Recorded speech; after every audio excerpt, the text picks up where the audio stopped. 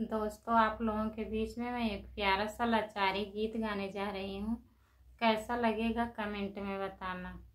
जो रोटी बनाते समय गाया जाता है शादी वादी में, वही गाना गाने जा रही हूँ। तीन तीन चूड़ी रुमाल मेरे हाथ में, तीन तीन चूड़ी रुमाल मेरे हाथ में।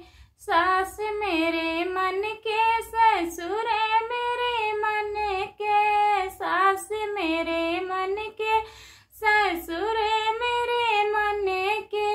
ईसैया सावर सूरत नाई मन के, ईसैया सावर सूरत नाई मन के।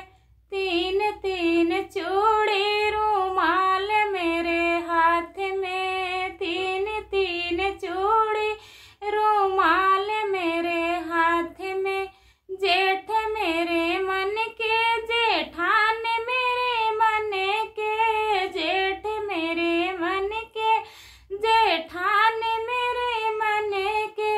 ईसैया सावर सूरत नाई मन के, ईसैया सावर सूरत नाई मन के।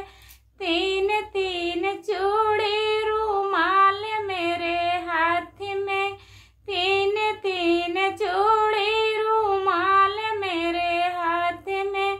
देवर मेरे मन के, देवरान मेरे मन के, देवर मेरे मन के, देवरान मेरे मन के।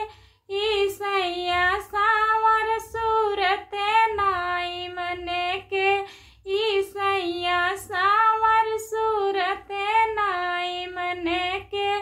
तीन तीन चूड़ी रुमाल मेरे हाथ में, तीन तीन चूड़ी रुमाल मेरे हाथ में।